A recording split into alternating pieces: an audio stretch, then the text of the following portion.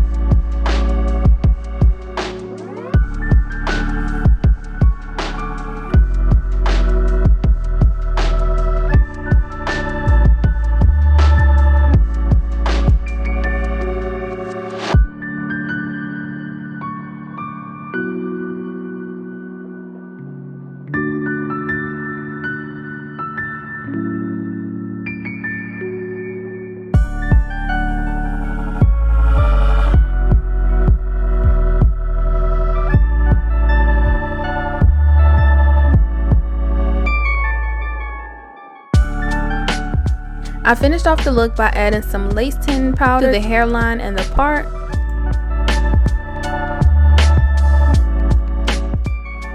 And this is the finished look, y'all. This is something definitely different for me. Y'all know I usually stick to like my black and brown hairs, so trying this color was definitely a push. I'm in love with this color. I think it complements my skin tone really well. I've actually been contemplating dyeing my own hair, so I'm glad I got to get my hands on some color. But I just love this wig. I love the texture. The curls are so pretty. And again, this is their pre-everything wig, so it does come pre-bleached, pre-cut, and pre-plucked, so it's literally ready to go. And this is a glueless wig, and I have it in 24 inches and in the color reddish brown. So definitely check this out. This is your sign to try some color next time. I'll have all of the information in my description box. As always, thank you guys so much for watching. Please don't forget to like, comment, and subscribe, and I'll see you guys in the next one. Bye.